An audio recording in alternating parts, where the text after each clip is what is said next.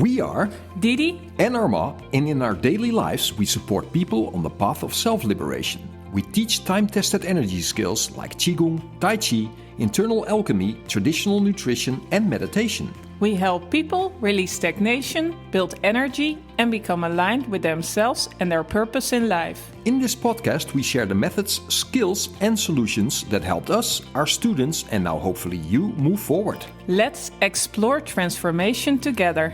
Today, we are talking about the soul. It's part 3 of building internal power. Well, the first part, little recap, was all about building a ton of fascia, becoming a strong energy conductor.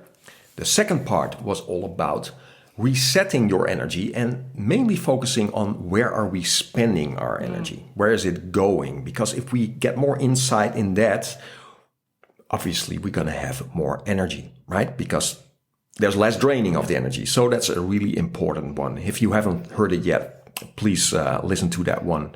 It's very important. And part 3 today is all about the soul. And this has a lot to do with part 2, actually. Yeah. It's a little bit more focused on things, behavioral patterns, our character, where we are holding ourselves back, tendencies towards maybe, certain emotions that happen. If we're talking about spending energy, right? This is a really important one to focus on. Maybe not always so associated with Qigong practice, but, we come from, a larger picture, if you will. So we study hermetics, which is all about this stuff. It's really focusing on balancing the soul, looking at all these aspects. And so this is a really important one we're going to go into deep today. And let's talk about the soul. Yeah, let's talk about the soul. That's it's such important as well to talk about it. But before we really dive in, can you explain a little bit more about what's your understanding of the soul? Because it's very it's talked about randomly. I mean, if you talk about the spirit, the ego, the soul, people kind of mix and just so can you explain a little bit more about that? Well, if we're talking about soul, right? Yeah. We talk about feeling, right? Soul in music or as a style even, right? It has a lot to do with a feeling. So the soul, also called the astral body, is how we perceive our reality through feeling. Yeah. Right? I'm not per se talking about temperature here, right? It's like, it feels cold but more like it could feel cold, but in a different way cold, right? So it's more like, so does this feel good? So our spirit, which is the highest, lives in you could say a soft glove, right? So our spirit comes into this reality, and how does it communicate with reality? Well, it goes through a lot of senses, if you will, right? And so we feel in different ways. And that also has to do with our survival, right? Does something feel good or not? And trusting our instincts and is a large part of this adventure. And so we have the spirit, which lives in this soft glove and experiences it, this reality through feeling. And then you could say together they live in this working man's, glove, which is the physical body that makes it, that we can do things, that we can build things, that we can create things, that we can, build a house or, plant a tree or plant vegetables, so that we can survive in this reality. The spirit is the highest. The astral body is how we perceive feeling. And so you could say it's like thinking, feeling, and doing or acting. Oh, okay. Yeah. And these relate to the 3 centers, the 3 dantian. Yeah. Okay, so upper dantian spirit, if you will, and the soul is the middle dantian, astral body, and then we have the physical center, which is all about. Okay. Yeah. Yeah. Does that explain it a little bit? I hope. I think this explanation of the soft glove and the working man's glove comes from Franz Barden's book, Initiation into Hermetics, and it's the best explanation I've ever read. Yeah. So the highest of our being is this spirit, is just our consciousness. Yeah. And It's here, it knows that it's alive. Yeah. It's not per se our rational part of our brain, although it's also part of the mental body. It's all part of the mental body. But the spirit is more the observer, who's just aware that it's alive. And so the soul, if we're talking about the soul, which is this you could say this tool for the spirit. Throughout our lives, we have all these experiences. Already when we're in the womb, right? Yeah. We experience. And all these experiences are sort of stored on a hard drive, if you will. They are stored in the soul. Yeah. And so good experiences are stored there. Bad experiences are stored there as well. Well, what happens if we have bad experiences? Let's start there. Is that, a part of you will be, if we have had a bad experience with something, will prevent us going do that thing again. It will be like, I'm not going to touch that anymore. I'm not going to do that. And a lot of that, this is not only your own experiences. There's also a lot of conditioning happening. Collective. A collective, a collective memory or a collective thing that you grow up in. So conditioning is like, but this is how I am. And I don't do this, but I do that. So for a lot of people, this gives a lot of restrictions in their life, but also a sense of safety and security for them. Absolutely. So it's a sort of a double-edged thing. Yeah, it's not something you want to kind of get rid of.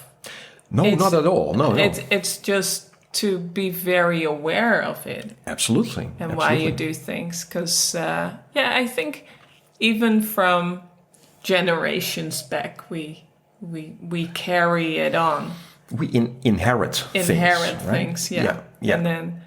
Well, exactly what you said. Like, it's stored in you, and you need to become aware while we do stuff. Absolutely. While we react in a certain way.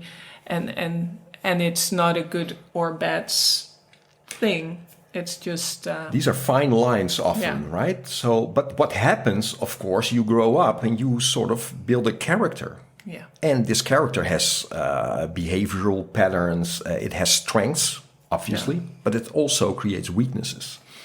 And these can, express themselves in lots of ways, right? The way we approach our life here in this reality, how much we allow ourselves to be here.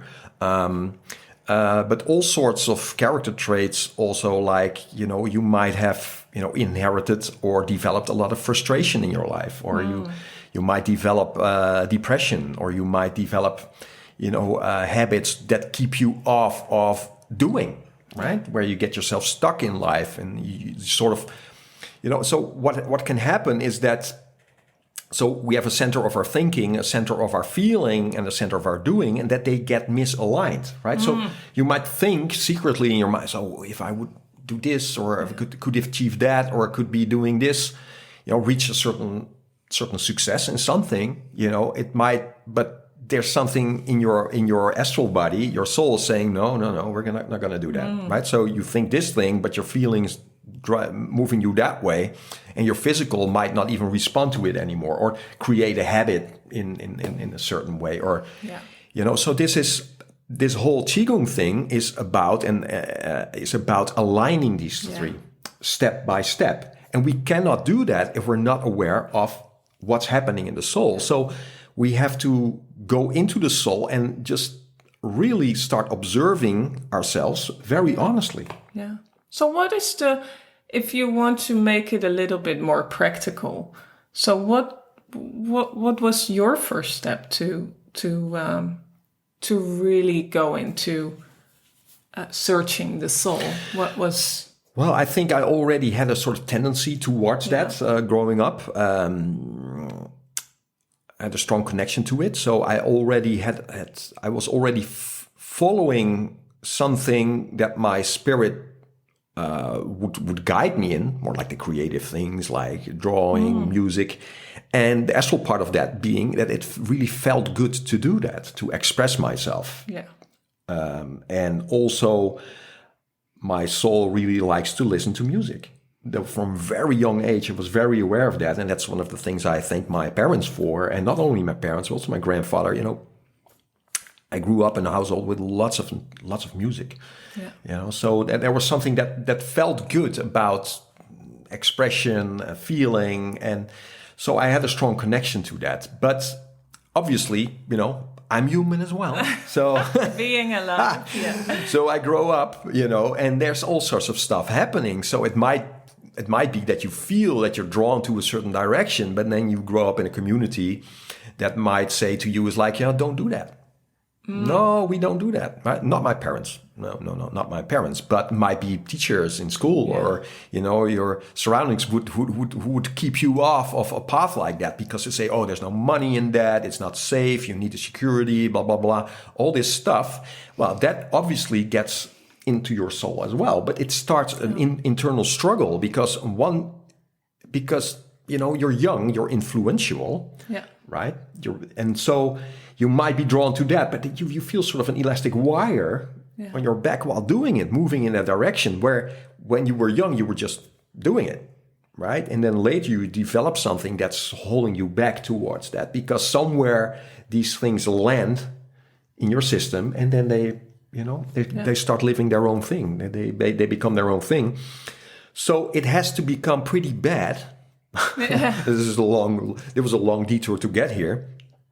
It for a lot of people, including myself, it has to become pretty bad to say, okay, I have to really go inside now and see where I am holding myself back now, because you cannot blame your surrounding for that, right? I mean, these people, that's the result of who they are and how they conditioning. Yeah, they might trauma. even mean well, from it's like, no, I want to protect you, right? Like I'm protecting myself. I live a very safe life, so I want you to have a safe life as well. Yeah. And make money and get a pension and make sure you're healthy and blah. These foundational things. But how about the soul? How about, does it feel good? And that's something that, and this is also a little bit of a side thing, but I think important, that I was really feeling my soul picked up on this with a lot of adults I would meet as a kid. I was like, there's something off, There's something off. You're saying this, but the feeling I have coming from you is that you're not happy. Yeah. Right? There's something, and that's not like happy, but more like, is your life, do you live a fulfilled life? Yeah. Are you on your, is this higher thing working through you? Right? I could just sense that. Yeah. So that helped me moving forward. And then you start, then when you decide that, and I've talked about this before, it's like Tai Chi just comes into my life, you come in my life, it's all sorts of stuff starts to happen. It just happens. And then it's like, wow, Yeah, it gets more alive. Yeah, and then the internal training is like bang, right in front of you. It's like, when you need it, it's there. And it comes on your path in sort of bizarre ways. And then, and then from the Tai Chi training, we come into more of the Hermetic training, because in the Tai Chi training, I was also always more interested in the self-development part of it than the martial aspect of it, which I do love. It's a skill, and it's maybe also helped me in those days to also help the astral body. Yeah. Becoming stronger and more confident because of it, and then, but talking about Taoism with my teacher, and it's like, what is this thing about really transforming yourself, right? And that got me into Hermetics, and a large part of Hermetics is this, the first stage, the first half of it really is all about creating equanimity in the soul. It's so important to be able to do that. And so the first exercise for that is just make a list of all your weaknesses. Mm-hmm. Yeah. The black and the white mirror, as it's called. And I did that. I did it a couple of times, right? Just take 2 weeks, and get a journal, and start writing down your weaknesses. So at first I thought it's like, 3-4 things, No, it were a couple of hundred things. And there were not all different things. There are different nuances to it, right? So you see categories happening. It's like, well, this is the category of like me not finishing things, or this is the thing about, this is all about maybe anger issues or frustration issues and such.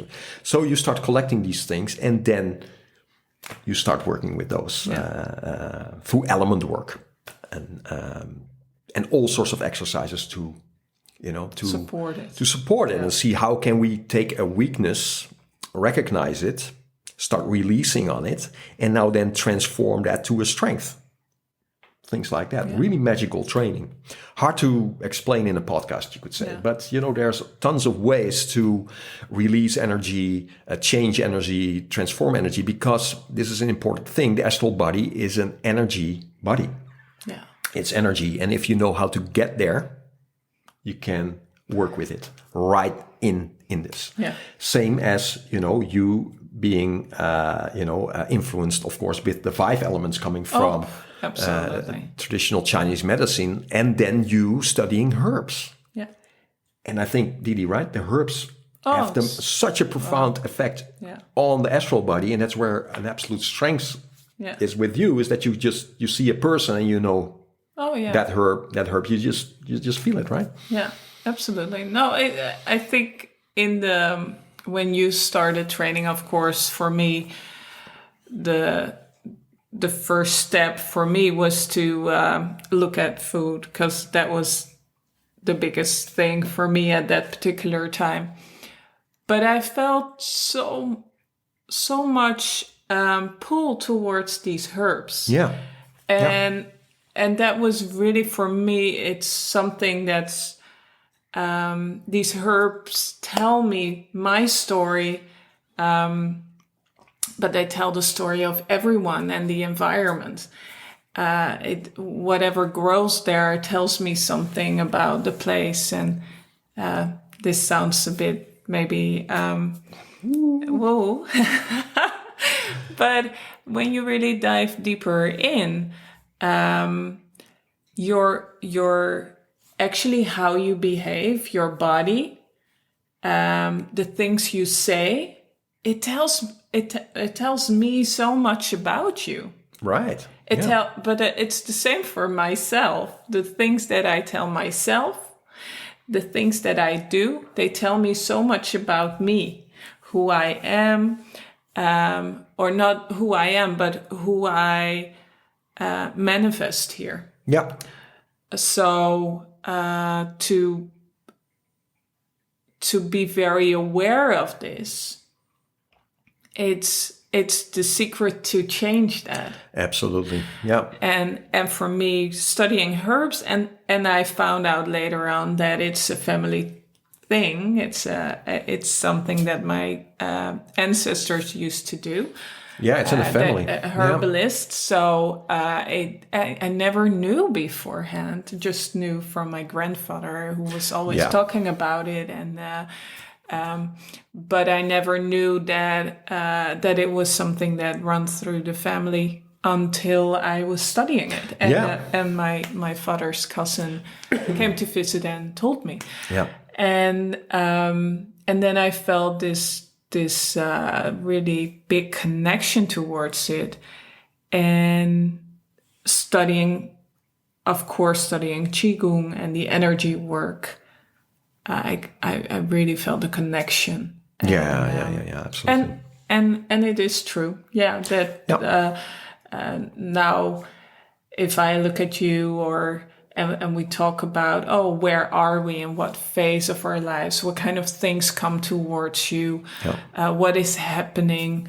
Then I see, maybe we have to talk to the herbs and see what herb can help us, support us in that journey. Absolutely, in that step of the journey, or that little transition thing. Yeah. And you've got such a talent. You've got this sense that and we've been doing it together, obviously, as well. Yeah. Is that you just feel, it's like, okay, this thing is in the astral body that needs change. And that's also a thing that I want to, because you're also really into the food thing, which is really foundational for everything. Absolutely. And very, very important, because this is also about health. This is all, about the solid foundation.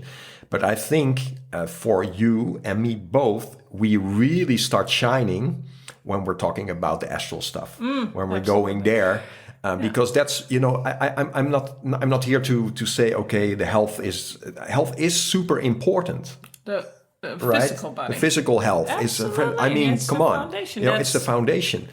But when we get grasps on that, when we really, then this astral body, this sort of health there, this is where the true magic starts happening. Absolutely. And it's not, and of course, the Qigong path will guide you through parts of it. But we have been exploring so much more in that direction because once you're exploring yourself, and there are books coming on your way, people on your way, you pick up on things. It was what you said, like, oh, when I started getting into this, we met each other. You found Tai Chi. And for me, I found a book. I found another book. Yeah. I met someone who did the 5 Elements food. And then I met someone else who brought me to someone else. And I went to It just starts school. happening, right? And then I was still working in an office, but then there came a position available with working with just coaches, which was amazing because now I had another platform to learn so much about this aspect, and I could see how people behaved and how this came in their realization in working in the office, which is such a strange reality, but it makes everything bigger. So it's amazing how this just amazing becomes a root. And the development of the soul, the schooling of the soul, if you will, is a lifelong thing. Going through the black and the white mirror. I was just talking about weaknesses. We obviously also look at strengths, right? So it's not like, okay, we do 2 weeks just on weaknesses. No. You also focus, of course, on the strengths of your character. It's a balancing act, because you have to think about this. Some of your strengths, like maybe you're one of these types that if you start something, you always finish it, right? Because you say a thing, you walk the talk, if you will, right? But if you have certain issues in another thing, it might be that you're very consistent in that and always go there and just push it. So some of these strengths can actually sort of make the weakness stronger in a certain way. So we really have to look at ourselves and study ourselves daily to do that. But the good thing is that you just get a journal, study 2 weeks on your weaknesses, and then study the strengths as well, and make a list. You see it, and then you can see, oh, wait a minute, this is. And it's an adventure. These 2 weeks that I did for the weaknesses. The first time I did it, the first day is a little bit like, you write some stuff down, but then your subconscious, if you will, starts to bring stuff up because you go back into the past, and you don't want to do that too much, right? You don't want to. But this is more of a. So the important thing is here that you need a sort of. You need to be able to do this without touching it too much, right? Yeah. So it's neutral. Yeah, you need to do it from a more of an observant standpoint. Yeah. It's like, okay, just look at it without creating lots of emotions around it. Yeah. And so learning how to observe without touching is a foundational here. What I found really helpful about creating that distance was when we did the inner child work. Because we always take these aspects from all the different tools that we have around us. We study so many things, Yeah, but one of the things, if you take a picture of yourself and you kind of put yourself as almost a different entity. Yeah. And you start describing this person that you see, it's still about you. Yeah. But it's also a bit more neutral. And then when you work with that for a little bit and you start to realize, are there any bad or good things? That also becomes more neutral. Yeah. And by knowing it also, if you've developed some patterns or we all have trauma, it brought you where you are today. Yeah. So it's but when you know, the first step is awareness. When you know, now there is the choice that you have. Absolutely. Yeah. Now you can let the pattern lead you, or you can decide to change it, or to go beyond the pattern, because it's not necessary to go into that anymore. Absolutely. Yeah. And there's so many ways of dealing with this. Obviously, it's like if you see, because out of these weaknesses that you might write down, you will see like a top 3 maybe of things. It's like, well, if this thing that's holding me back or keeping me in a certain place, if I could change this one, it's going to have a huge effect also on all the other things. So you will see which ones are the most important to work on. And then you start releasing around it. You start working on it, but you also start seeing, so what's the opposite of it, right? And you want to also bring that into your daily life. It's like, okay, so I see this part of me, but now I want to change it to a strength, right? Let's change it to something that's working for me. Yeah, there's so many ways to go about it. Like affirmations, for instance, is a really, powerful, really empowering. powerful. The stuff we tell ourselves. Yeah. And this can be weird in the beginning as well. It's like you almost don't believe it when you say certain things about yourself. It's like, like having more faith in your path, or, these are things, or self-confidence, or, the things that most people just struggle with. If you start telling yourself different things, we're going to have a huge effect on the astral body. There's so much more to say about this topic. So I think the next one will be about this as well. Hopefully you get a little bit of an introduction now about what is the soul, and we go a little bit deeper in how to work with it in the next one. Great. Yeah. Well, thank you for watching and listening, and hope to see you next time. Yeah. Bye. Bye.